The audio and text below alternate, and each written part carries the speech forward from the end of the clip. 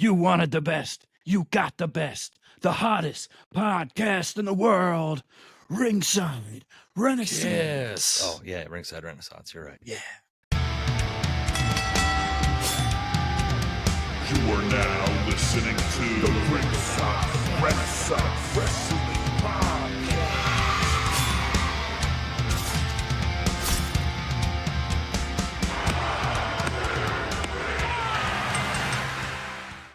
Welcome back to another episode of Ringside Renaissance, and we're here with the RRW Weekly Review for WWE.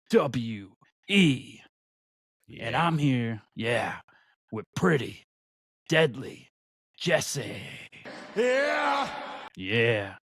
And I'm Andrew Combat Jones. Yeah. Oh, shit. How's your ear doing, bro? Get this fucking shit out of here, man. Fuck this shit. Yeah. Anyways, on to the next one. What's up, Jesse? Yeah. Oh, man, I'm killing. I just wanted to let you know, I just wanted to bring this up right off in the beginning. Mhm. I've been lacking with my energy lately. Okay. And I brought the juice. Oh, shit. We're gonna bring it. Okay. Well, that's what they wanted. That's what everybody's been asking for. They want the juice. And I've got the juice, too. It's running through my veins. Tropicana, the right Not juice. really. And I'm not talking about that Hogan juice, brother. Yeah, we're only covering fucking wrestling tonight. Yeah. So you're not talking about the Kid Rock juice either, huh? Nah. We ain't gonna get into any of that bullshit. This is wrestling. This is our world. That's right. Yeah, that's it. And coming off another week of Raw, and SmackDown just ended, and Raw was pretty crazy. I enjoyed it. Another good week of wrestling. What else happened? Stephanie Vacor, she debuted for WWE down in a Mexico show, I believe. Yeah. So that's pretty cool. They signed her. That was a good grab after she came hot off a AEW Forbidden Door. Yeah. Yeah, they signed her and she did shows a couple days later. It was boom, boom, Yeah. It's really, really cool. And it was a cool response when they showed the crowd reaction and stuff and whatever. They're down in Mexico, obviously, but right. It was a good pop, good reaction for a great signing. There's rumors that the Motor City Machine Guns might be signing with WWE now too. I guess they kind of pulled the rug out from AEW on that one, but that'd be interesting. We'll see what happens with all that too. Okay, that's good. Right, yeah. Big things. Yeah, the IWC has been going crazy too. When they heard that Stephanie Vacor was signed also, so people are anticipating it. Do you think she'll show up maybe on NXT, or do you think it's gonna be on WWE? I'm thinking NXT. I'm pretty sure Roxanne mentioned her by name this past NXT. I believe her and Julia. So, yeah, I believe it'll be NXT to start out, and probably be a good person to dethrone Roxanne maybe when she goes up to the main roster. But yeah, that's smart. I like that. Yeah, time will tell. Great talent. She's really good and great in the ring, and I think she'll be a great fit too. Yeah, Joe Hendry has been gaining some traction in NXT, it seems, too. I believe in Joe Hendry. Boy, oh boy. Yeah, I mean, he's got it. I don't know if he's got, wrestling-wise and all that, but we'll see. Yeah, I mean, he's got whatever, like you said, whatever he's got lit under his ass, the people are buying into it. So, I mean, ride the hot hand, especially with this relationship with TNA and NXT. And what better way to get his name out there and kind of get more of a backing behind TNA at the same time. I saw TNA's Slammiversary pay-per-view coming up was sold out. It was 4,500 tickets they sold. It's the biggest event they've had in quite a while, too. So, isn't it in Montreal, too? I don't know. Is it? Oh, I don't know. I saw something about TNA in Montreal, and I was like, oh, shit.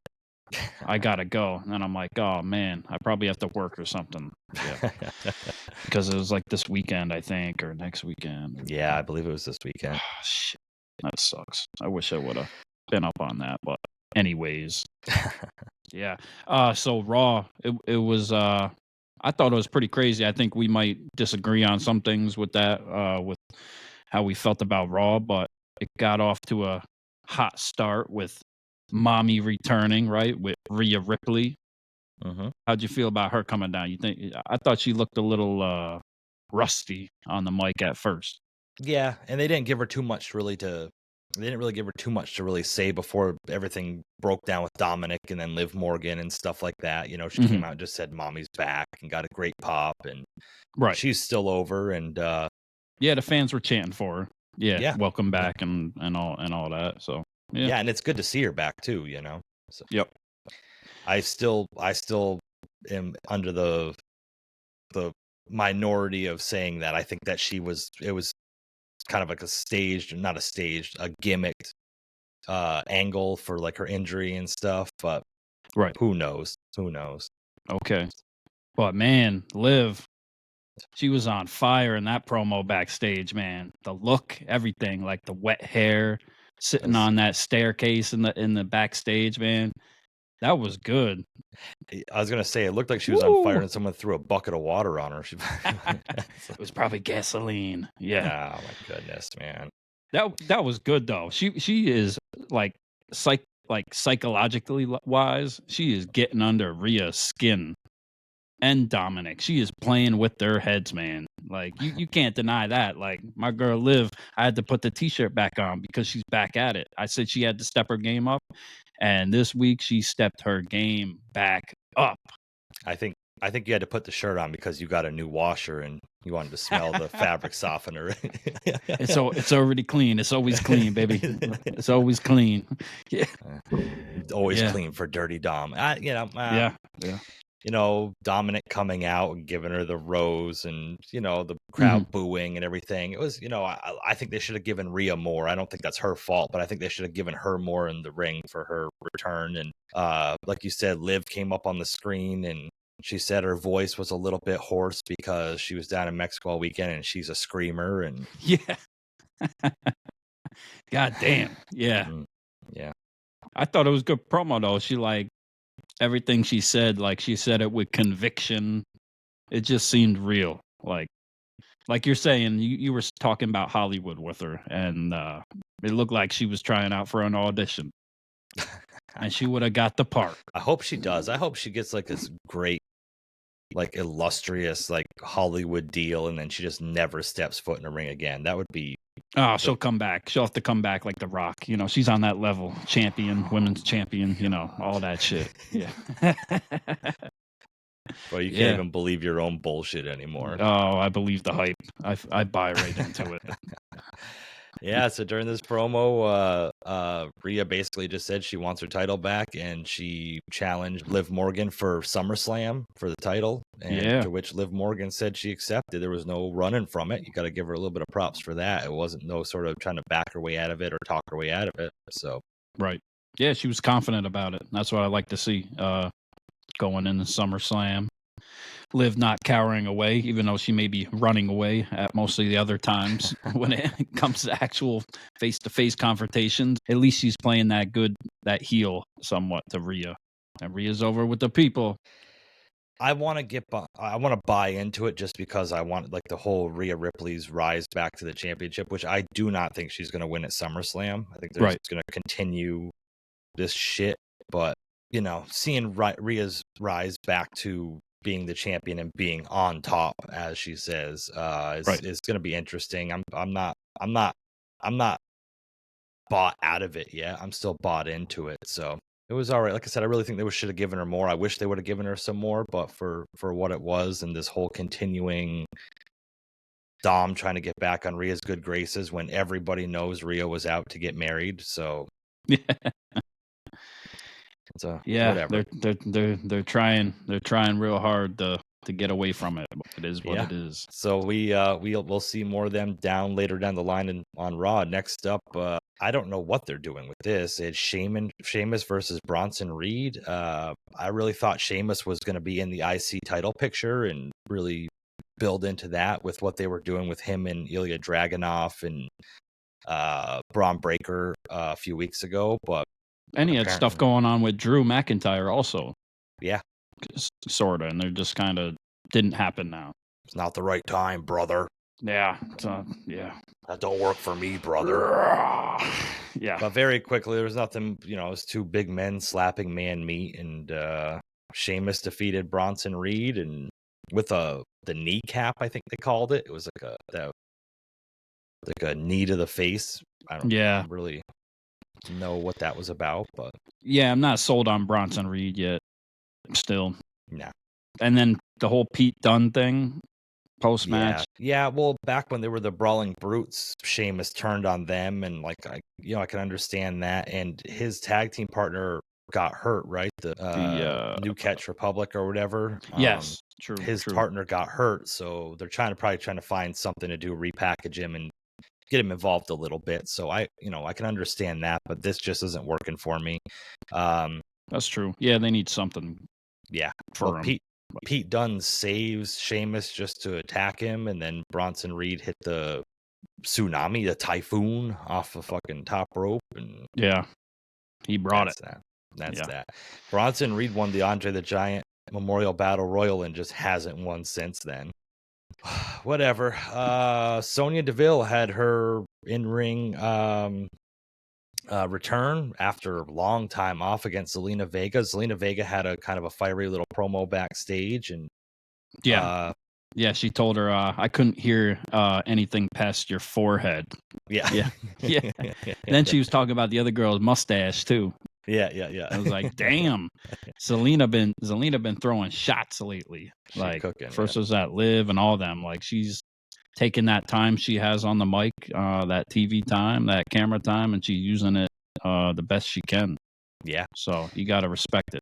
And the IWC has been showing a lot of love for Zelina Vega too. There's a push Zelina hashtag going around that's been trending and stuff, and she impressed. She impressed versus Liv Morgan a couple weeks ago, and continues to kind of impress. And people are backing behind her. I don't know what's going to become of it. They got the main story. Where are you going to push her?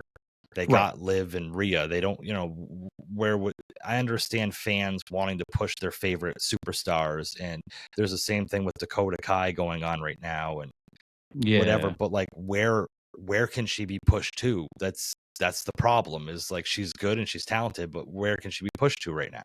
Yeah, there's only so much time and so many stories and all that, of course. But she seems to get her time and her shine every once in a while, though. Through the past few years, they had that big show down in Puerto Rico. It was big down there, and then she's had some title shots and stuff like that along the time. So she gets recognized. She gets her flowers here and there. Yeah, I agree. And like we said, there's only so much time. There's only so many spaces. There's going to be so many top competitors, male and female. So but, what the hell was she doing? Putting Vaseline on in the ring? I'm like, what the hell is going on here? So there's two ways to look at this, right? So one is they mentioned it. The commentator, I think Pat McAfee mentioned it. Fighters will put Vaseline on their faces so they don't get busted open, and they're trying to push Sonya as being a hard hitting whatever. But also, I'm just gonna say I have experience with this because I have a few Puerto Rican friends, right? And I thought you were gonna say you had experience with Vaseline. I thought it was Vicks. At first, I thought it was Vicks. Vicks Vapor Rub. Right, that's what I thought it was at first. And my buddy, who's shout out Moses, he's Puerto Rican, and he said whenever they got hurt when they were kids, his mom would just tell him to put Vicks on it. It would make it feel better. Oh, okay. And I guess it's a thing. I don't know if it was just his household or a Puerto Rican thing, but that's what I thought it was. But it ended up being Vaseline, and I guess parents just told us to rub some sand on it. Rub some dirt. Go drink out of the garden hose. You'll be okay. Oh man. So Vaseline. Okay. Vaseline. Yeah, it is what it is. Sonya Deville looked pretty good here. They're trying to push them as a dominant women's faction. Again, I really don't know where they can go with this. Maybe obviously a feud with Damage Control down the line, but unless they're trying to push Zoe just Stark, for a story for SummerSlam, probably for that trio match, I guess. Yeah, maybe a kickoff show match or something. Yeah. So, That's about as much as it's gonna get, regardless of how good it is or not. It's so cool. much They going got to on. do something for them, Right, So right. And it's keeping them relevant until the time's right, if the time's right. So I can be on with that. and I'm guessing for like SummerSlam, we're gonna get probably more than the regular like 5 or 6 matches that we have been getting for these last events. You would think, Oh, yeah. I'd assume so. Yeah. right? Yep. Yeah. So Oh. I think I'm starting to slow down a little bit. I need some juice. Hang on. Yeah.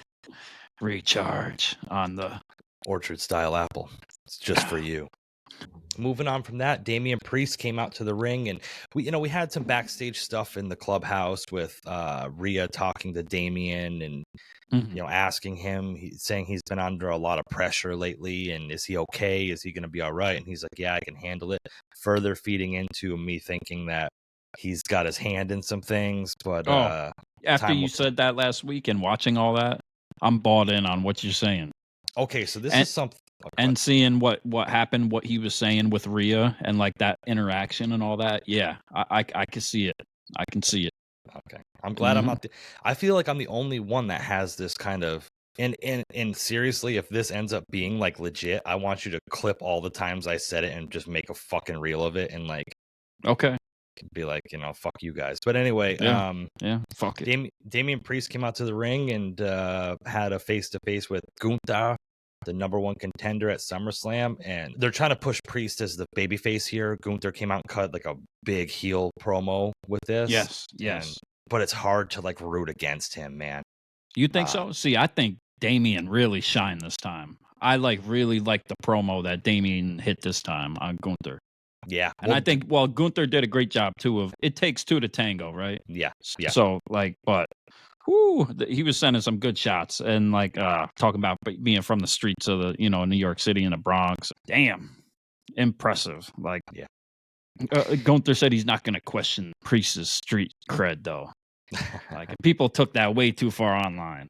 I like how Gunther channeled his inner Aladdin with this promo. Riff raff, street rat. It's like, oh boy, calling him a fucking sewer rat or some shit. You want to know what it made me think of though? Hamilton and Burr. Okay, yeah. I can privilege versus passion and hard work. Okay, Gunther's they're putting it all he's all the privilege, as Priest said, right? And, okay, I can see that. Priest is Hamilton, and he's put in all that work and the blood, sweat, and tears. He's not throwing away his shot. He's not throwing away his shot, even though he has it. Yeah, but he's fighting for his life. Yeah, and he's not street trash. Woo! Lines. Gunther was throwing shots too.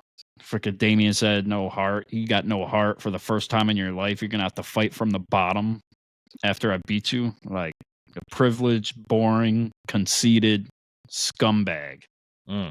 Come on. Wow. All in. Yeah. They're not gonna be an all in. It's SummerSlam. Oh yeah. SummerSlam. Yeah. I'm all in on SummerSlam. Yeah, I thought this was a good back and forth. What a way to build the World Heavyweight title match coming up at SummerSlam, and while not doing too much with it, just kind of letting it just brew and be its thing. Yeah. And they didn't really have much time to. They didn't have too much time to have a face down or anything like that because we got Braun Strowman coming out to have a one-on-one match with Damian Priest. This is where I'm going to ask you, because I was going to ask you something a minute ago and I forgot before I forget again. Okay. I noticed when Damian Priest was in the match, I don't notice. I have to go back and watch before because I usually notice stuff like this, but I don't. He had a red scarf hanging out of his back pocket. Is that usually purple? I believe so.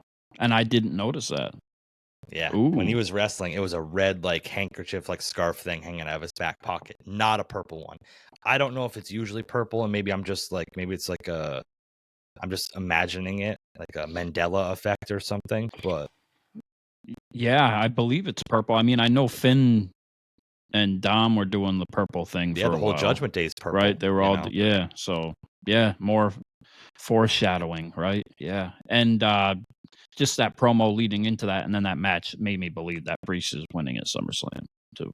Oh yeah. Yeah. So, but way to handle fucking Braun Strowman though, huh? oh yeah. Impressive win over him. Yeah, and regardless how you feel about the match, I mean, yeah, exactly. Yeah. The match wasn't anything to write home about or anything, and I don't think there was anything much we can like really review on it. I mean, I think it was kind of slow paced and whatever. It feeds into the storyline of Braun Strowman been attacking the Judgment Day and Priest being like the one that has to handle the business, and that's the one thing that's been bothering me. I keep forgetting to mention it about WWE. Every time there's like somebody that seems that needs to be handled, they're always calling it the problem, the Braun Strowman problem, the Kevin Owens problem, the Sami Zayn problem. Like, can we think of like a new term to use for somebody that, like, you know what I'm saying? Like, come on, how many times? Like, come on now. Yeah. This is a problem, Trips. Let's figure it out. This is a Trips problem now. We got a slogan problem. Let's figure this shit out. What the fuck? We got a slogan problem with calling things problems. Yeah, like Michael Cole, everything's vintage. He's like, oh, it's vintage Gunther. It's like Gunther's been around 5 years. There's nothing vintage, But, right. Yeah. Damian Priest defeated Braun Strowman, like you said, a convincing win. Hit the South of Heaven on him, looked really good. Just makes him look strong going into the title match. That ring attire's got to go though. Gotta go. You see what I'm saying, right? Oh, it's so horrible. Yeah, it's hard to take it serious with it. I don't have any like suggestions. Yeah, exactly. I don't even know what to say. Like I would just put him in like a fucking like a Judgment Day or a Damian Priest tank top and like blue jeans and like that's what I was gonna say, like some beat up jeans, like a biker look or something. Yeah, like that's what they're going for with the Steel Pride and Powerful's look. Yeah. Might as well. They're not using it anymore. Yeah. So. And that was the Inner Circle and everything. They all had that look, but it looks corny to me. He tries to look like really like dominant and convincing, but it just comes off as corny. It's just minor shit that it's probably just a me problem. But. Right. And how about backstage before that, Jey Uso's going after Mommy, huh? Mm-hmm. Single and ready to mingle. Yeah. Tell Mommy I said hi to Damien. Yeah. And Dom didn't like it. Not happy. No. And Damien, and which leads me to believe more into your point of him being behind it. He stirred the pot a little more with Dominik being like, "Ain't you been to jail? Like, you're gonna have to handle this," knowing that he wasn't gonna handle it because Damien and Jey have becoming friends now. Mm-hmm. At the live events too, I believe he had helped them up and stuff like that, and then of course they were backstage chilling, talking and stuff. So I think we got a little alliance there going now. Yeah, it's just constant little everything in WWE has meaning. So like there's little, like you said, there's things I think are going over a lot of people's heads that it's just, to me, looks like, and they're trying to push Damian Priest as a babyface, but if it found out that he was infiltrating with Liv or whatever, it would make him a heel instantly, So yeah, that's the only thing that's confusing me about it. Imagine it coming out that he's, oh my God, bro. Yeah, you got something? Imagine it comes out that he's with Liv the whole time. Dom challenges him and Dom wins the world heavyweight title. Oh Lord! Oh, and then I guess he can play babyface for now, and then just turn again. Once it comes out that it wasn't him behind all the shit that like he's been kind of like set up, like right, he's gonna be babyface instantly. Yeah, and then Damien's going boom. Yeah, man.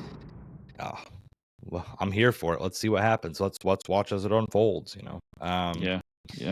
And I'm going to take this to make a quick segue just to say in the IWC, anybody that's on Twitter, whatever, having insider information and spoiling it before the fucking shit happens, fuck you. Like, I cannot stand that shit. Like, dude, I was okay. So we're Yeah, recording this after. I'm We're curious. recording this after SmackDown, and like, Right. so there's this person in the IWC that supposedly has all this insider shit and is fucking whatever. And like, if you do, you do. You don't, you don't. I don't really fucking care. But somebody posted a thing online that was like, "Oh, I hope Jimmy comes back tonight." And spoiler, he didn't come back. And Right. the guy like commented on it. No, not quite yet. You have to was like basically like telling him like, "Oh, it isn't gonna happen tonight." It's like, dude, fuck yourself, bro. Let people like. Who's the mole? Like, It's ridiculous. let's find this motherfucker. Trips, find this motherfucker and throw him out of fucking catering. Come on. Like you think you're cool because you get fucking. You think you're cool because you get views on fucking X and shit. Like, dude, go fuck yourself, man. You're like ruining it. I hate when people ruin shit. I hate spoilers. I can't stand it. Yeah, that's too bad. It was just, it's something that bothered me. You know what I mean? I'm scrolling through X. I ended up muting the person because like I scroll through X, like whatever, and like just see this shit, and it's like, the upcoming lineup for how Raw or SmackDown is gonna go. Click here if you want spoilers. No, we don't want spoilers, asshole. Like, whatever. Who's giving this fired. shit out? Yeah, who's giving this information out too? I'm not naming names. You know who you are, and you probably don't listen to our show, and I probably don't want you to listen to our show, but. Well, how are they getting the information? And like, what are they backstage? Like, we got something for them. Fuck this. Yeah, you're dead. You're dead. Not just gonna clip the ear. So, So moving on. Next, we had Zoe Stark and Shayna Baszler defeated Katana Chance and Kaden Carter. They had Lyra Valkyria with them. Nothing really here for me. I mean, just establishing dominance between Zoe Stark and Shayna Baszler. Right. Whatever. But what we did have after that, was Drew McIntyre back from suspension, coming out to the ring to have a little face-to-face with Adam Pearce, and maybe this didn't go quite as he wanted it to. No, Drew came out and he played it very well because Drew comes out kind of like playing to the fans, almost baby face a little bit, right? And like they're cheering, and he's got like a smile on his face. He's not coming out all stoic and frowned and all pissed off like he's been coming off.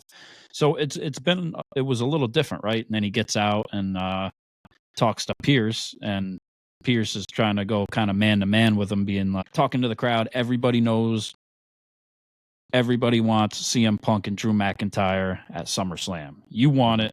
Punk wants it.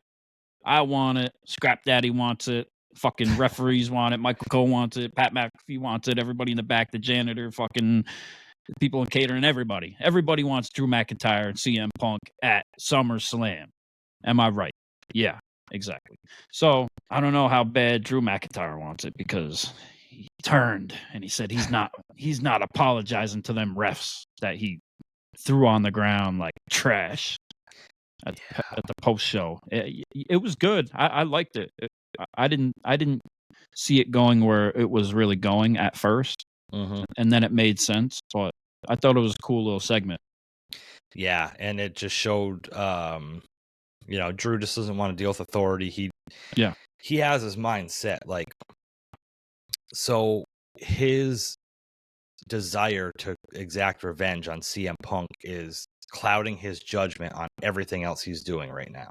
He clouded his judgment cashing in. He clouded his judgment with this, he has so much anger and hatred towards CM Punk that like he just can't get out of his own way. And it showed here. He didn't want to apologize. He didn't think he did anything wrong. He thinks Punk's in the wrong, and he truly believes it. And Adam Pearce told him, I'm not lifting your suspension unless you apologize to these people right here. And that wasn't the case. No, he's playing Punk's game now too, because that's what CM Punk is all about. Yep. And playing right into it. And so he ended up, instead of apologizing to the referees, he shoved one of them down, and that's not what the Scottish Warrior is going to be doing. And then we had Seth freaking Rollins come out to save Scrap Daddy. Which is kind of interesting to me. We said it last week that they don't really have Drew and Seth don't really have any animosity towards each other. And like, I think we're probably wrong with that because they faced each other at WrestleMania. Drew beat Seth at WrestleMania. Right. And They've then- had some stuff over the years for sure. It may not be quite what him and Punk have at the moment, but they got history. Yeah. Drew screwed Seth over basically in his eyes because it was him against Damien Priest at Money in the Bank, and Drew came in and cashed in and caused all that. So Yeah. I think Seth has some blame towards Punk and some blame towards Drew McIntyre. So Yeah, there is for some sure. animosity there, so I can ride with this. I don't think it's going to be a triple threat at SummerSlam. I think it's kind of a little bit too much, but Probably not.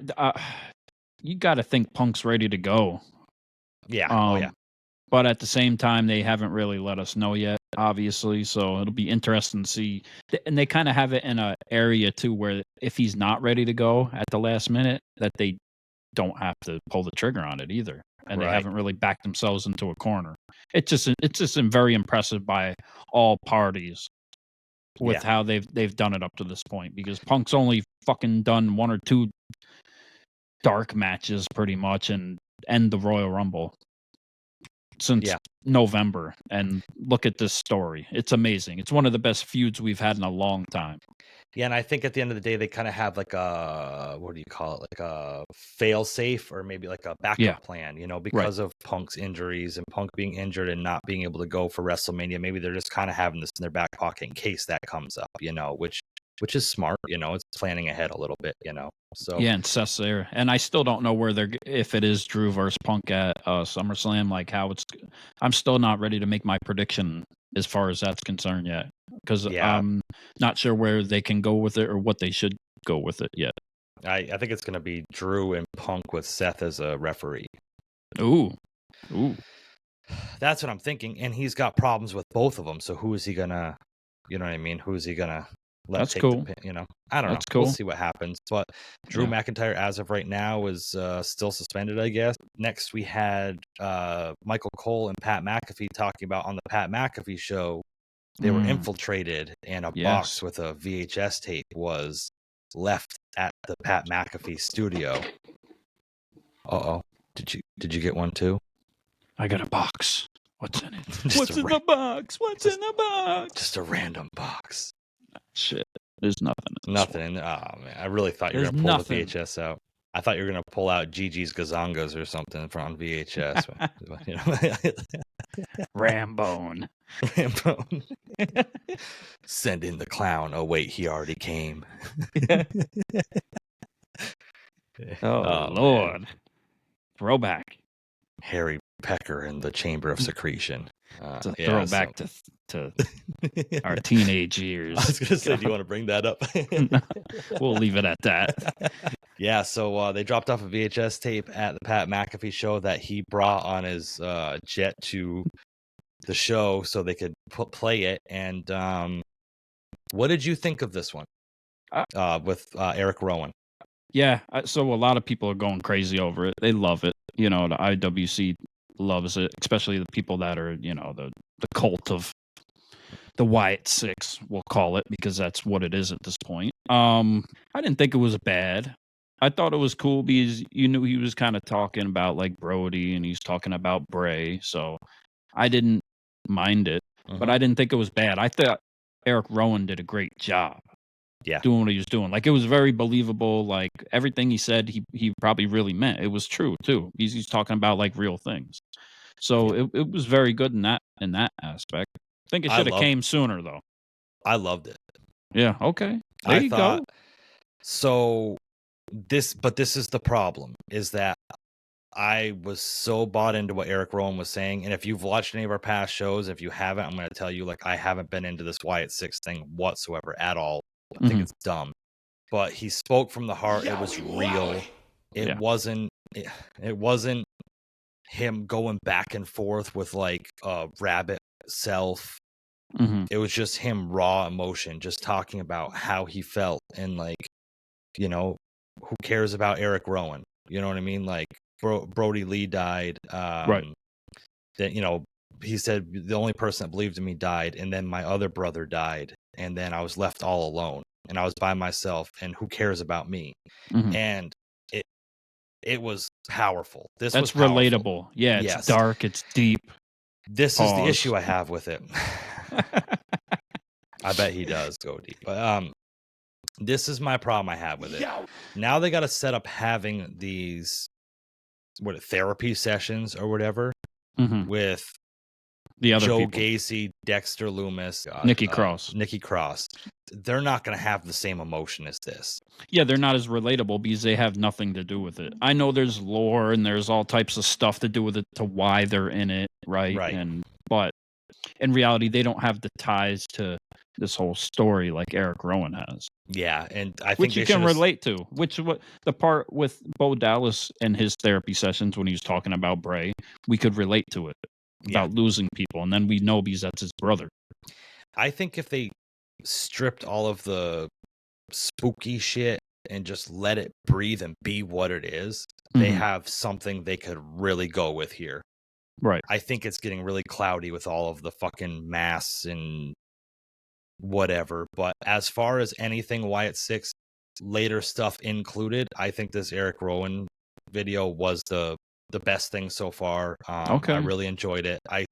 I think, like I said, I wish there wasn't so much other stuff attached to it, but as far as this goes, I was pretty bought into it, and it wasn't fabricated emotion. It was real emotion, and I could grasp onto that, So. Yeah, you could tell it was real, and when it's real to them, it's real to the audience too. Right.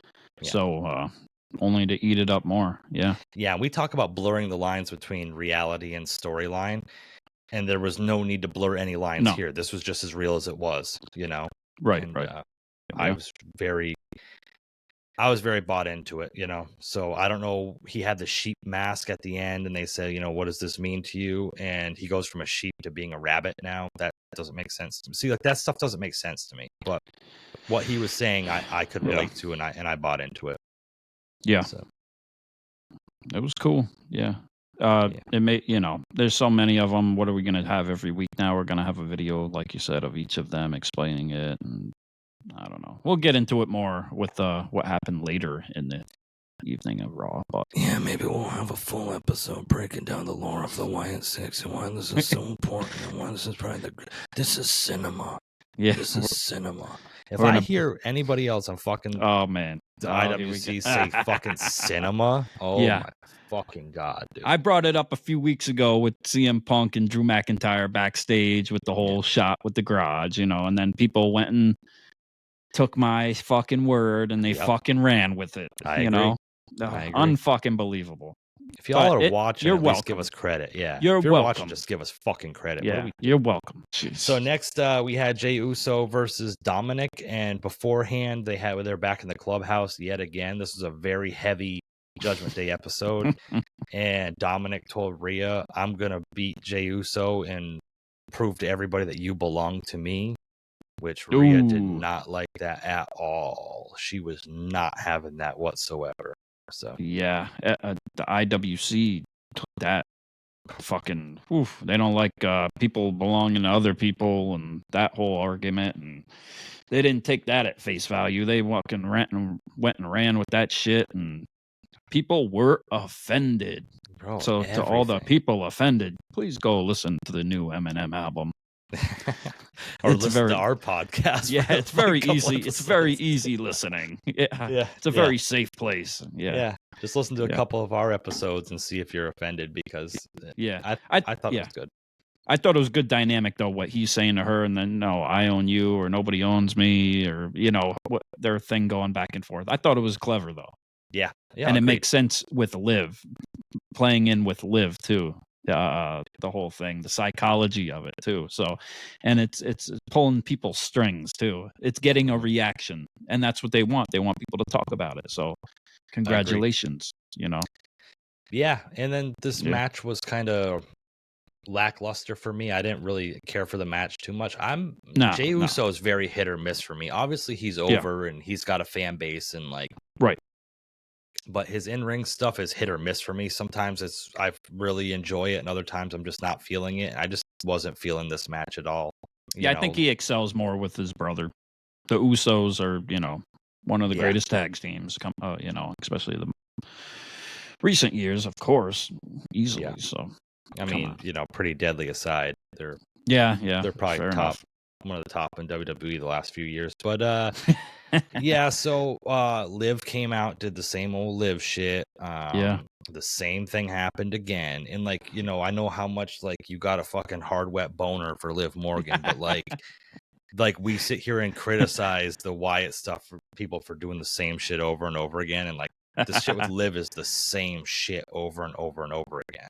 And we got the same shit over and over again with SmackDown too now. Yeah. I don't know if it's falling into this kind of trap because the pay-per-view is coming up and they need to fill time before they get there with these stories, so they're just kind of trying to, pad it in, right? And get some filler in there. And we need more substance with it. We need a little bit more changing. Like, how many times have we seen Liv end up on top of Dominik outside the ring? Yeah. Or straddle them or whatever, right? You could do another angle. We already know what it is, but you could do something a little different. Yeah, switched up a little bit. It's just like we said, the same shit. Same shit over and over again. It's nice to know. It's nice to see how Liv, handles her positions and all that, but yeah. So Rhea Ripley came out and, I don't know. There was some more fuckery that happened. Ended up Jey Uso got a shitty spear on Dominik and got the 1, 2, 3 and after the match, Liv cowered away. Yeah, of course. Yeah.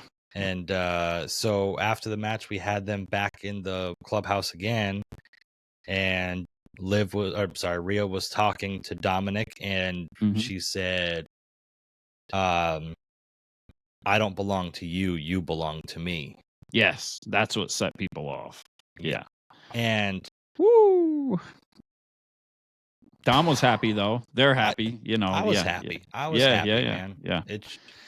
This is going to further drive the wedge in there because Priest's plan failed. And now he knows, oh shit, driving the wedge in failed. Now I'm going to have to do more. There's more I have to do. This story isn't over. There's something else that's got to be done. It's going to make him mess up. It's going to make him get caught too. Yeah. I mean, if he's, eventually he's going to leave Liv's hotel smelling of Newport's, Paulie's brandy and regret, and fucking they're gonna catch on that this is and might I dare say too, to go back to Liv's little backstage promo she had, that part that I liked from it was you could hear the New Jersey accent come out with it a little bit too. Like she lost the Valley Girl accent and you could hear some of the New Jersey accent come out, which I was like, okay, there we go. There's some of the real attitude. So yeah. Jersey Shore accent. That's what I want more. Yeah, that backstage shit though, it's interesting, and they have mended themselves now. It seems Rhea and Dom somewhat, right? Yeah, for now. Even though you got Jey creeping in because apparently, he asked for the digits, right? Yeah, he asked for the digits in backstage, and a backstage little thing off air. Mommy said that he got him. So, yeah. All these people are married. This is a very messy situation. Very messy situation. Very, Why very are messy. People upset about that. They're upset about Rhea saying you belong to me, but they're not upset about them all being married in real life, except for Liv because she came and hold down Bo Dallas. But I hope they're all really screwing each other too. No. Do you? I don't know. Fuck it. Maybe let's blur the lines. Why not? Yeah, why not? Yeah, make it real. It's for art. It's all for art. Let that tape leak out. Wouldn't be the only thing leaking out in that room. Let it all leak. Yeah. So next, earlier on in the night, Chad Gable met up with Adam Pearce and was talking about he knows that Uncle Howdy is Bo Dallas, and Adam Pearce is like, yeah, everybody knows that. Michael Cole, everybody. Yeah, no but shit. But again, if you know who it was that massacred everybody 4 weeks ago, why are you just letting him on the show? That was kind of lackluster. That happened, and nobody's even really bringing it up or mentioning it, or nobody's worried about it. They had extra security all through the arena, but when Bo Dallas was in Adam Pearce's office, they didn't send the security there to. Right. He don't care. Yeah, no. Kind of stupid. Yeah, Chad Gable's kind of a douche show for that. It's funny though. It got a little chuckle out of me because like, it was a cheap low hanging fruit, for him to pull that. But it was funny. It was good. Yeah, whatever. So Chad Gable came out to the ring and he called out Bo Dallas. And I know it's you. Yeah, it was you though. Yeah, wearing a Wyatt Six shirt. I wonder who it is. And so Bo Dallas started walking out to the ring to confront Chad Gable, and he didn't quite make it to the ring. The Creed brothers, who we've seen Chad Gable talking to backstage for a number of weeks now. And earlier on the night, he asked Alpha Academy to back him up, and they said no. And get lost, bitch. Yeah, so the Creed brothers came. Otis said no. So the Creed brothers came out and started fucking putting it to Bo Dallas. And so Dallas got the shit beat out of him. He got the shit fucking beat out of him. And he laughed the whole time like a sick. I hated that. Like a sick fuck. No, he's no-selling everything like The Fiend did. It's fucking dumb. We got to call out what we call it. What we call out. Yeah, we call out AEW for not selling, right? And whatever. And he's getting all these moves and finishers done to him, and he's just laughing the whole time. Like he's selling everything. Well, he was selling, but like selling, In a perfect world, I guess he probably like should have sold it more, and then like still found a way to like just get up and laugh, and then just get knocked out or something. Yeah, I understand what he was trying to do, right? To look fucking crazy while he's taking all these moves. But yeah, now I understand your point, and it makes a lot of sense. Like up until that point, and everything started changing when he came out, just wearing like the new Wyatt Six shirt merch, to sell more shirts. Gotta get that shirt. Yeah. I got it in my shopping cart. I just gotta wait till payday. Yeah. So I like that part when he like came out because I wasn't expecting it, and he just comes out kind of alone and quiet, and that was cool. And he gets a shit beat out of him, and he's laughing, and then here we go again. And there you are. Well, yeah, there you are. Oh, there you are, Peter. It reminded me of Hook. And then pushed his face back. Oh, there you are, Peter. Now I need to fucking. Oh man! Now I need to know who. There you are. There's who. There's who. What are you talking about? Chad, the real Chad Gable or the real Bo Dallas? I mean, I know there's videos online breaking it down completely, and it's cool. I respect it, but it's come on. So then we had the lights. Doom.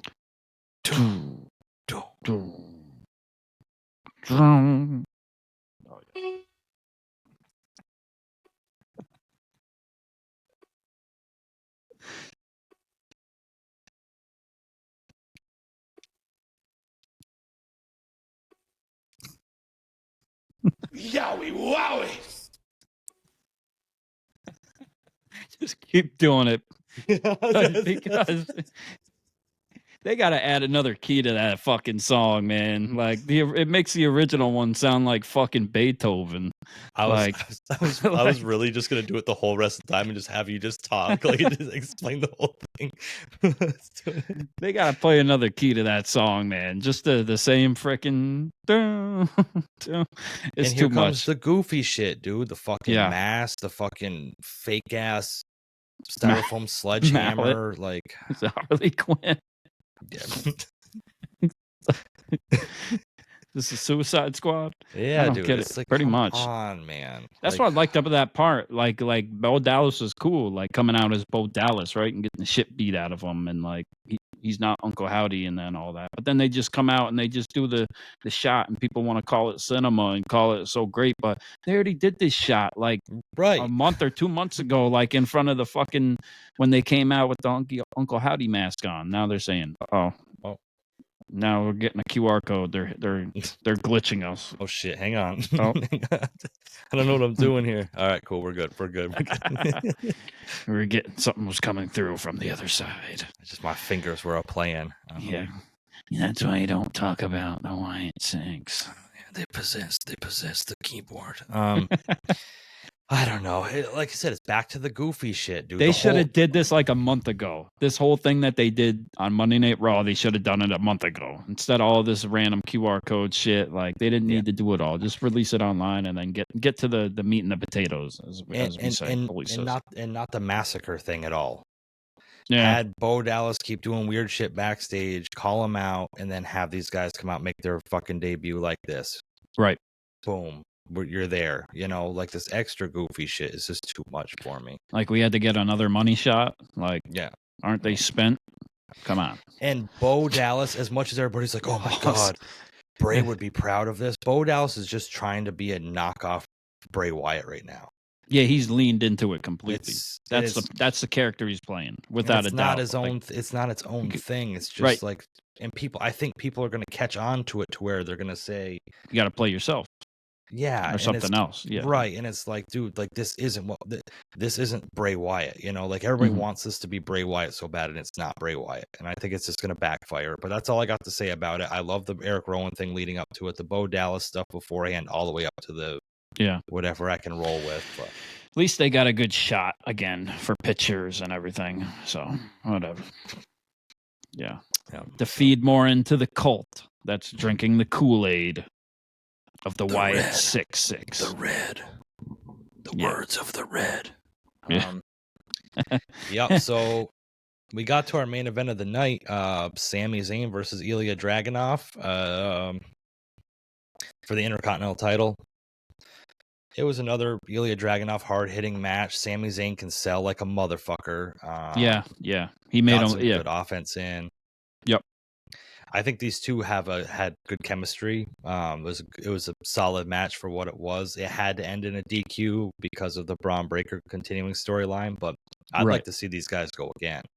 Yeah, for sure. Ilya's doing great now, like we've talked about, and Sami Zayn is just so good now. He's like, just gets better and better, man. Like he just understands it, and he just makes everybody else look so good too. And he's such a great champion too, with what he's been doing lately too, with these two guys too. And thank Triple H for that shit, man. Like, giving Sami Zayn his time to kind of do his thing, and I'm glad they're away from the whole Chad Gable Alpha Academy. Yeah, and look what became of Alpha Academy. Just nothing, and it's like, so what was the point of all that? You had Sami Zayn wrapped up in that for months for nothing. But this match was good. It was hard hitting. I think that it was very well back and forth, a lot of good selling, but I think they were really laying their shit in, which was really good.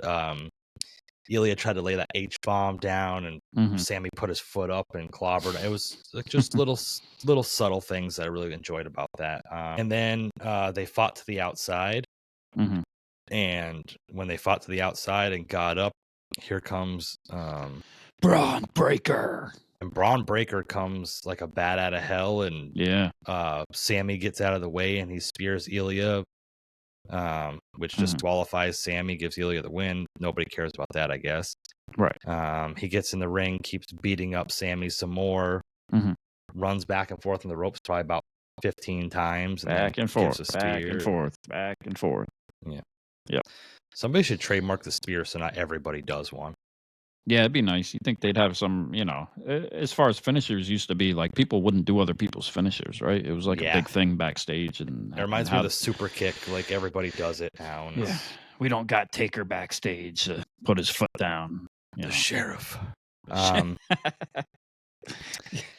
Yeah, so Raw went off the air. Braun Breaker looking strong. They're probably going to go Braun Breaker, Sami Zayn again at SummerSlam. Braun Breaker hasn't.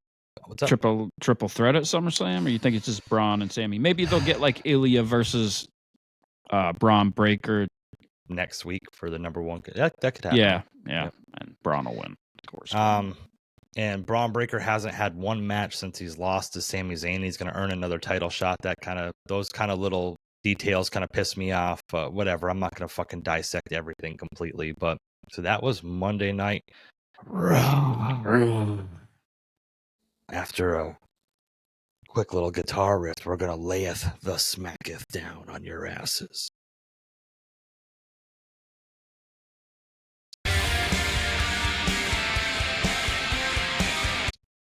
What a transition. We Yeah. had Friday Night SmackDown coming from wherever they were. And Yeah. SmackDown started off with the WWE Undisputed Universal Undeniable Undesirable Champion Cody Yeah. Rhodes come out to the ring. With his new merch, his black and gold. Yeah. This is what I thought was cool. You called out about a month and a half ago about wanting Cody to have more of an edge. Right. And he's had this edge ever since you called it out. He's not coming out in the suit. He's coming out in the tank top or the cutoff muscle shirt. Yeah. Yeah. It's like he's always out there in a suit, but he wasn't out there in a suit tonight. He was, and I was like, oh, okay. Yeah. So, came out to the ring, cut a fiery promo. Well, started to cut a promo about So, what you guys want to talk about? So, what do you guys want to talk about? He was fiery for the what you want to talk about this time. I'll say that. Yeah. He brought the juice tonight too, just like the IWC loves. Yeah. So I think the what do you want to talk about shit's kind of dumb, to be honest with you. But I'm just saying. But I don't know. Please bring back Possessed by the WWE Mark. Yeah. Yeah, I don't know. It's just, it is what it is. To each their own and stuff. And he it pops. So yeah. Then of all people to come interrupt, we had A-Town Down Under. Yeah, I was disappointed when I heard that music go off. I was like, oh, come on. This is how we're going to do this? Like, no, come on. Come on. Have the bloodline come down. You know what I mean? I don't understand it, but A-Town Down Under came out and basically challenged him to a match, which they just lost the tag team titles. Now they can call out the World Heavyweight Undisputed Undeniable Champion. Right. Like, how are you even relevant? Like, come on. Right. Come on. What are we doing here? Come on. So they started giving Cody Rhodes the business, and he rolled out of the ring, and a boxer, Terrence Crawford, was in the crowd, and with his own WWE shirt, like Jalen Brunson had the other day and shit. So it was kind of interesting how they're crossing over with that stuff. And he went back in and gave him shots with the chair. And went and met up with Nick Aldis backstage and basically said, I want a piece of A-Town Down Under's ass. And he wanted it to be a handicap match. I want a piece of that A-Town that's down under. That A-hole down under. Yeah. And that's what they are, too.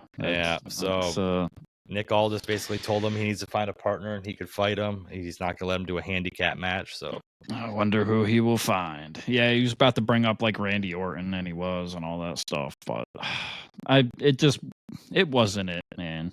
Yeah. It just wasn't it for me, Just get Roman back. That's what everybody cares about. So. Yep. Then we had Andrade against Carmelo Hayes. This was my favorite match from WWE for the whole week. Okay. Not even just SmackDown. This was my favorite match. Andrade continues to impress. Carmelo Hayes is good. It sucks that he keeps doing the job, but yeah, I thought this was really good. It was captivating. It kind of kept my attention. There was a lot of high spots, but they did mat wrestling as well. And it was smart because they were probably two of the best from the Money in the Bank match. Yeah, as far as like wrestling was, is concerned with that. So yeah, it was a good throwback to redo and it. Shout out to Andrade getting a little bit of love too. You know what I mean? He's not getting buried completely, like lost in the roster really. So no. Melo's staying there, Yeah. I mean, he's taken a lot of pins and a lot of defeats, but I think that he's staying relevant on TV. I wouldn't consider it burying him right now. No. Carmelo anyway. So I'd like to see him get a couple more wins, obviously, but not everybody can win every fucking match. So right, because he had a good promo too going into that too. Like he's got it, man. Melo is great. Yeah. Just Come keep on, them on Trips. TV and Keep it them on going. TV and keep them relevant, you know. So and we can say the same thing. So Andrade ended up beating Carmelo Hayes. We can also say the same thing as I need to. Okay. Yeah. Pretty Deadly wasn't on fucking SmackDown this week. No, this was Like what? yeah. Stressful. Yeah. I want you to lead us to the promised land Trips, but like Pretty Deadly's got to be fucking, you know, they got to be heading up this whole thing. I mean, what are we doing? They have this all these great little, they have these great little backstage segments. They had a match of the year candidate with the Street Profits a couple weeks ago, and if Pretty Deadly would have won, it would have been match of the year. Wait, what'd you say? Match of the year? Pretty Deadly? Okay. And Street Profits. Okay. Gonna have to drop bombs on that shit. People can lie to themselves all they want. Let's just fucking call it like it is. Yeah, so I feel you. And to not have, and then we had them giving the script of Pretty Deadly on Broadway to Nick Aldis last week, just to have them not even appear this week. Yeah, what the fuck? What the fuck, Nick? Like, come on. Where's the continuity here? Yeah. I mean, I'm not with it. I'm gonna give this a fucking thumbs down just because of that. Yeah, IWC, come on. We need to hashtag this shit. We need to, Pretty Deadly. Come on. Yeah, well, come on. We got to see the. Come on. I'm not even gonna touch it. Yeah. Yeah. So, it was kind of sad, but moving on, they had like this sit down backstage thing with like cameras and microphones and stuff between Bayley and Nia Jax. Yeah. I thought that was funny. Yeah, I thought that was funny. I thought that Bayley buried Nia Jax here. Me too. She threw some fucking shots, man. And it's shots. And it's not even. And Nia Jax looked like a fucking deer in headlights through half of it. And it's not even the shots she threw. She was just talking circles around Nia Jax. Like she was talking circles, and what she said was like true. It was factual, and she blurred the lines. Not really, because what she was talking about was like Nia Jax hurting people like on the roster and shit like that, right? She said, "Yeah, you didn't hurt me because you're not gonna. You didn't hurt me because like you're vicious and big. It's like you hurt me because you're big, clumsy, and reckless. Like, ooh, baby, like that was a big one there. She got her." Yeah. And that's what a lot of people in the IWC say about Nia Jax, is that she's reckless and she's dangerous. And right. I mean, and like I said, when Bayley was saying all this stuff, she was just saying it like just matter-of-factly, and it was almost like Nia Jax just didn't know what to say or do. And it was almost kind of, I almost felt bad for her a little bit. It was like, maybe she was just playing it like that, but... Sometimes Bayley's like promos, I'll say, I do love her, but her promos seem like a little scripted sometimes. Yeah. How she comes off, but this one wasn't. This one, she laid into her and she dropped the on Nia Jax, and rough. Yeah, felt a little bad for Nia Jax. You ain't lying, because she tore her new asshole. Yeah, she annihilated her. Yeah, annihilated her. Annihilated her. Annihilated her. Annihilated her. That's gonna play. We're just having fun. We're just having fun. This is late night with the Ringside Renaissance. Yeah. We're just having fun. We're just having fun. PG for your ass. But yeah, we could go deeper. We could go triple X.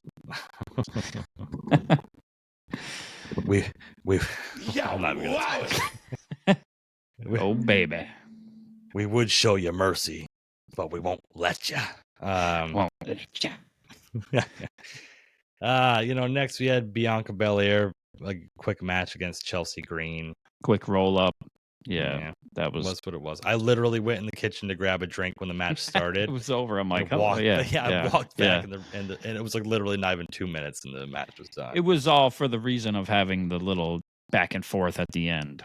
With Alba Fire and Isla Dawn against Jade and Bianca. And this is what you were talking about before with like the tag team divisions just being terrible right now. Like Alba Fire and Isla Dawn haven't even had like a maybe one tag match since they've been champions. No They're good tag, defenses. they're good too. Right. Good And tag team, but it's just not having their shine, and that kind of Right. sucks. But so it looks like they're probably getting that for SummerSlam, the rematch, maybe. yeah, I Just to believe give the titles back sense. to Bianca and Jade. Right. They let them win in Scotland, and now they're just gonna Makes give the sense. titles back. But I can see that. this was cool. The U.S. title contract signing between LA Knight and Logan Paul. That was my favorite part of the night for sure.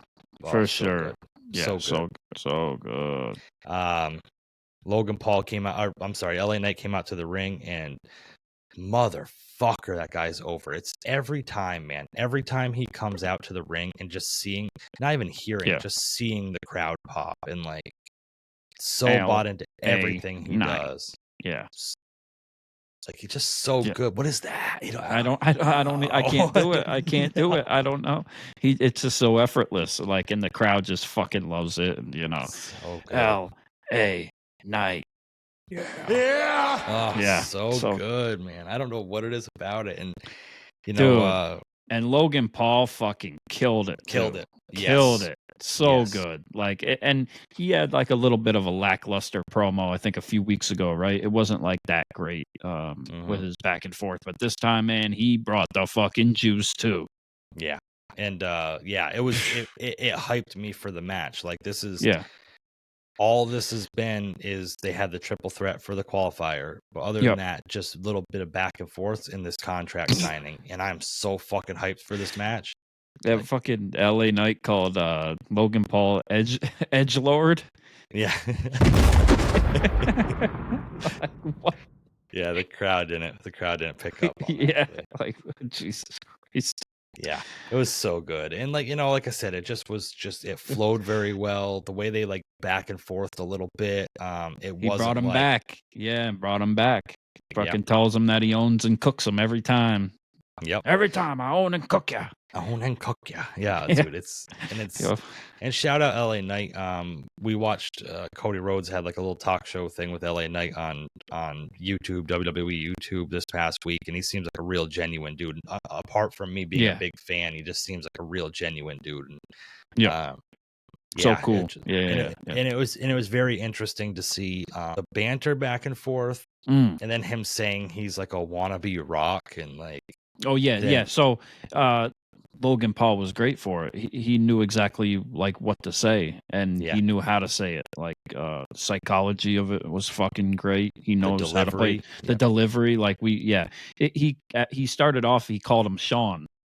Yeah. First off, which was good. Like man, freaking Logan Paul is learning very, very fast. Mm-hmm. He's got the right people in his ear teaching him, telling him what to do, and he must just understand it too. But yeah, he told LA Knight, you haven't had a defining moment in the whole 20 years of your career. Yeah.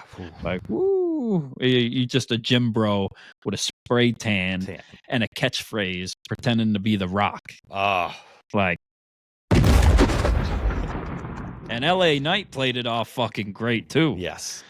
Yeah. Like it was a few hard lines he threw at him that and it wasn't it landed, but right, and it wasn't only what the one person was saying, it was how the other person was taking it, and like because LA Knight told him like your brother has the nuts to fight Mike Tyson, you don't have the nuts to fight me, and like nuts don't grow in the family or some shit like boy, man, it's like having big balls doesn't run in the family or something like that. I was like, right. Yeah, he cooked him back too, and the way he didn't like whatever Logan said to him, it didn't. LA Knight just blew it off. Like I've heard it before. Like say something original. You know what I'm saying? Like even though it was good, but he was just so good. And Logan got the better of him. Excuse me, a little bit at the end too, somewhat. Pretty much pretending to be like, you're the one that needs me. Like I don't need you. Like you have nothing that I want. Right. You want what I got, right? Like, and you have nothing that I want or can take. The only thing I take from you is your chances of never being the United States champion ever. Mm-hmm. And that was fucking great, too. Very beautiful. Yeah, man. It was so good. Those two are so good, man. Shit. And there was a time where, like, LA Knight was saying something to him, and Logan Paul had his back to him, and he turned around and cut him off and started firing him with his. Mm-hmm. And they let it breathe and let it work and let it flow. It wasn't like LA Knight's like, oh, don't interrupt me. But it wasn't like forced or like felt like overly planned. It just flowed. And yeah, Nick Aldis played his part in this very well. Boy, for sure.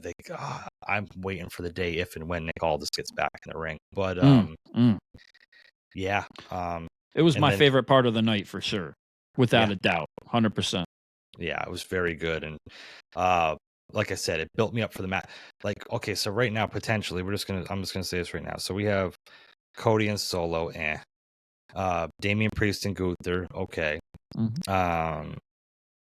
Braun Breaker and Sami, Punk and Drew McIntyre. Yeah. Yeah. We got LA Knight and Logan Paul. Big. Rhea and Liv, which one-sided, Yeah, it'll be interesting to see how they make that work. Mommy's just got to be on top, that's all. Well, I'll tell you what, though. You say whatever you want, but Rhea's the one that fucked Liv up initially with her arm when she turned on her, and they had that whole tag team, and like that revenge tour comes from a place that Liv was wronged first, technically. Look it up. Look it up. Go back. Some people change, bro. Some people change is all I gotta say. You can't just hold on to everything forever. I was gonna say we've all made mistakes in our past. Yeah, if you're gonna dig a hole for revenge, make sure you dig a hole for yourself too.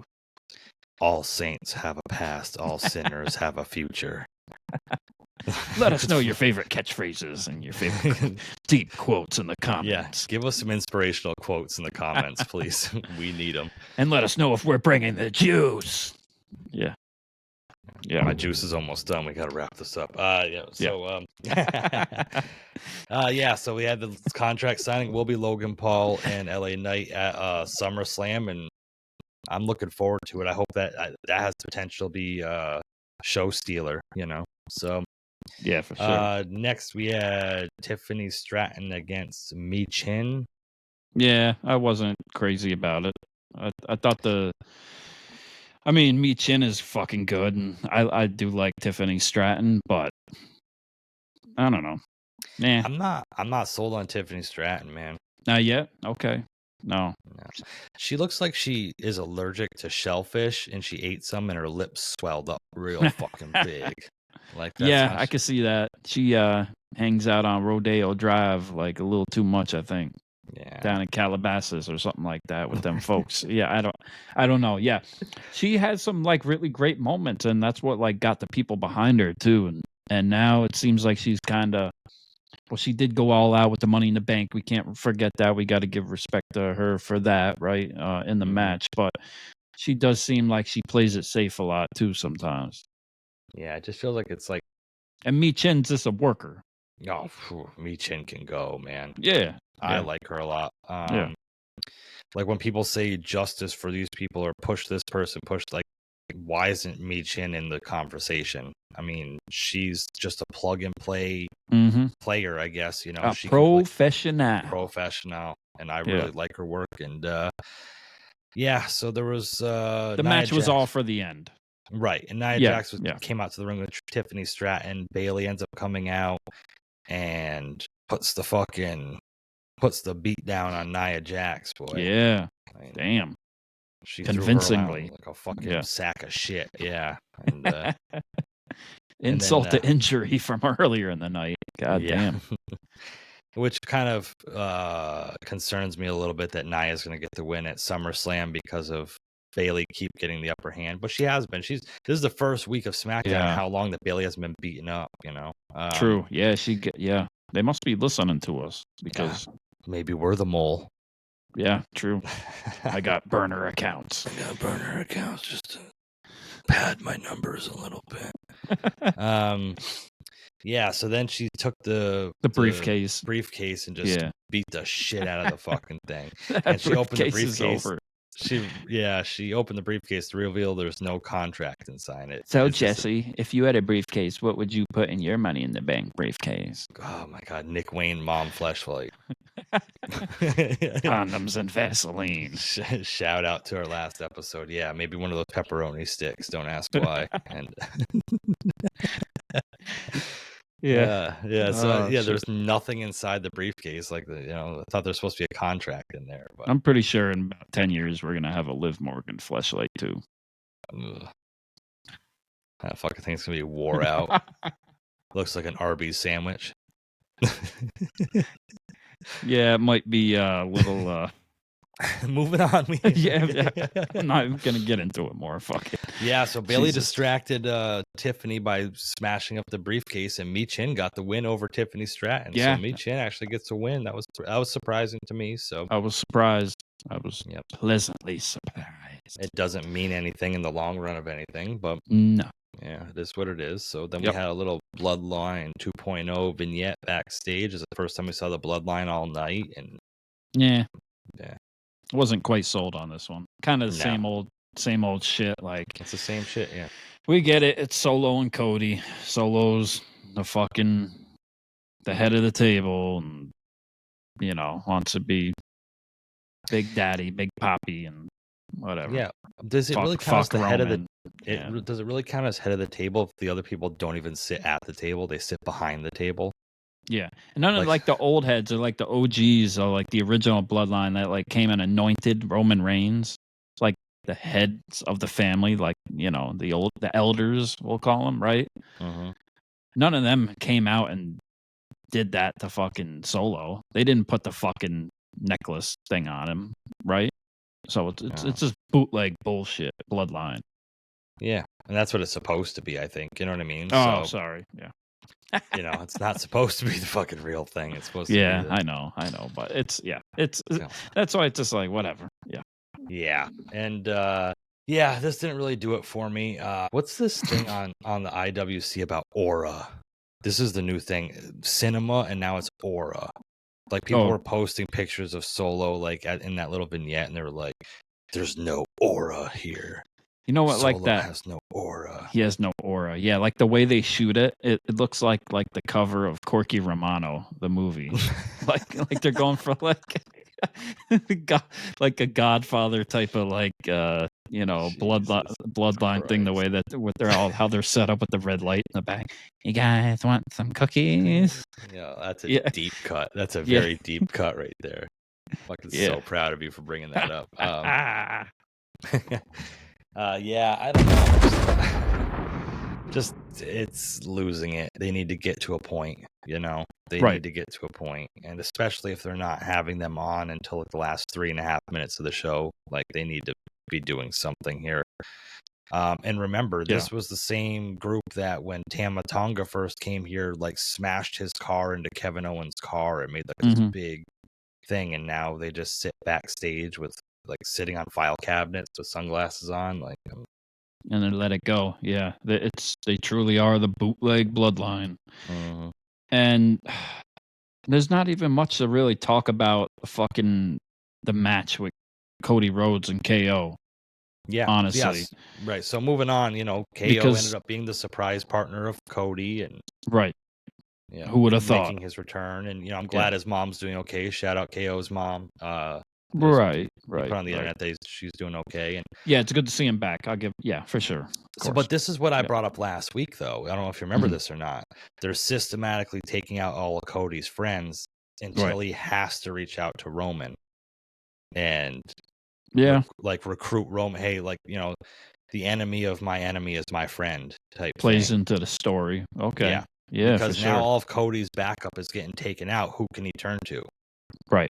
He's got to make a phone call. And the whole A-Town Down thing, it was just like some of the other matches of the night were just to push a story ahead to the end of the match for what was to happen after that, right? So the match it is what it is. It's fucking A-Town Down Under.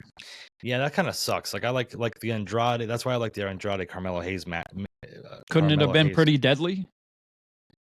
No. No? They couldn't take another L. Yeah, that's true, bro. Well, it could have got disqualification or something. They could have won somehow like that. True. But, I was you trying know, to think about that. But yeah. So at the end of the day, A-Town down under a lot. Dude, if Pretty Deadly takes another loss this year, like I think I'm hanging it up. We're not doing Ringside Renaissance anymore. Oh, Lord have mercy. Triple H, Nick Aldis. Get yourself together, you sons of bitches. Come on. Ooh, there's an added little thing we got there. Yeah. Yeah, so did anybody at all think whatsoever that Cody and Kevin Owens were going to lose to A-Town Down Under? I mean, like you said, it was just setting up the storyline at the end. And Right. they were celebrating the ring, and instead of the Bloodline coming out and attacking them and whatever, they played their music and slowly walked to the ring. And yeah, and excuse me, but we interrupt this program to bring you an important announcement. Same shit over and over with this damn bootleg Bloodline at the end. Oh, can they do something different? Yeah, like come on. I like how they took Tonga Loa out of the equation with his eyeball. Is he going to rock an eye patch? Like Kevin Owens attacked his eye and he rolled out, and then like it wasn't really there the rest of the time. So. Yeah, but like another power bomb through a table. Like, yeah, they took out Randy. They're gonna take out fucking KO. Like, there's nobody left. I get it, but come on, like, it was meh. Yeah, meh. I agree. And like I said, you know, they had to take out another one of Cody's friends, and yeah, that's just what this is right now. And trying to get us to SummerSlam, but Roman's got to be coming back now. If he doesn't, and we got to continue, and like I'm gonna be pissed. Yeah, and that's the thing is everybody knows what this is leading to. Right. Like I think everybody kind of understands what this is leading to. So I think we're having like low tolerance for the lead up to it. We just want the finale. Payoff. We want the payoff. Great, that's fair. And like, yeah. And it's like spoiled. We're spoiled. And people that keep constantly thinking like Jey's gonna come back. Or Jimmy. Jimmy, Jey, is coming back. Jimmy. Jimmy's coming back. Jimmy's not coming back before fucking what would he come back for? Just to get beat down by the four of them? Like, yeah, that doesn't make any sense. Oh yeah, Jimmy's gonna come back a week before SummerSlam and then just get beat up. Like, I thought they could have done it like weeks ago, like earlier in the story with this, if they would have went like a little different route, but ended up kind of at the same ending. But at this point, yeah, it doesn't make any sense for him to come back until Roman comes back too, and Paul, you know. Yeah, and I don't know. It's more of a bigger pop altogether, and altogether, fresher, and not seeing them, and yeah. And if Jey's coming back, like they haven't done really anything to push Jey getting back together with them, so maybe with that Jimmy, won't happen quite at SummerSlam. Yeah. So maybe that's something they can do further down, but I think they need to though, because there's 4 members of the new bloodline. So Cody, Roman, Jey, and Jimmy kind of makes sense, or just having the 3 of them at first, and like who's our 4th guy, and then like Jimmy reaching out to Jey. I don't know. There's a lot of ways they can go with it, but right. If they're gonna do a 5-on-5, they gotta bring Sami back for that War Game shit, man. Oh, for sure. Like, Sami is fucking gold. Come on, and he'll lose the Intercontinental title, then he can kind of go into that thing. Like, what a reunion that would be. Like, what a pop. Think about the pop that will be, them like hugging again and like doing that Usi thing and like that comedic shit he was doing with the rest of them, but they're baby faces this time. Yeah, and like, come on. And huge. Cody has a history with Jey by being tag team champions and with Sami Zayn. Yes. So it all kind of feeds together, So, and how big will that be for Roman to set it aside and hug fucking Sami too after all that, and say sorry, and then like, come on, man, like they got to do it. They got to do it. Well, that's like down the line. That's down the line. Yeah. Like have Sami take a bullet for Roman and then Roman get the win and like, yeah. So cool. So but we got to get there through these beat downs and power bombs. Until then, see, like we're all excited about the payoff, but like the buildup is just kind of. We gotta still get there, yeah. And we still got SummerSlam, and I'm very excited for it. Big things are gonna happen. I would like to say that I do like the whole SummerSlam logos and what they're doing with it, because it is in Cleveland. So they're going with like the whole rock and roll thing for the Rock and Roll Hall of Fame, and you got like the guitars and the rock star looking shit and the logos and the animations like that, the graphics. So I think that's cool. Rock on, baby. Yeah. And next week, they had a couple matches for SmackDown already planned out for next week's SmackDown. They got Santos Escobar versus LA Knight, and then they got a 6-team tag team match for the number 1 contendership for the tag team titles. And Pretty Deadly is in that match. So we will get them next week. Fucking pumped. Yeah, fucking right. Let's go. And they also announced that CM Punk will be on Raw to address Raw. Yes. Yep. Yeah, so looking forward to that on Monday night too. So yeah, we'll probably have another VHS tape and some more smoke. Yeah, we'll see whose interview we get backstage this time and where they go with that too. So, but let us know in the comments what you liked and enjoyed about this week's Raw and SmackDown and NXT even. Yeah. So. Yeah, and let us know in the comments what you liked about our show. And thanks for continuing to ride with us and stay with us through this late night episode of our weekly review. We really appreciate it. Yeah. Thanks for all the support. Shout out to the IWC and everybody on there. You know what's up. It's all love. That is Pretty Deadly Jesse. Yeah! And I'm Andrew Combat Jones. And this has been the RRW Weekly Review for WWE. You've been listening to the Ringside Renaissance Wrestling Podcast. Peace.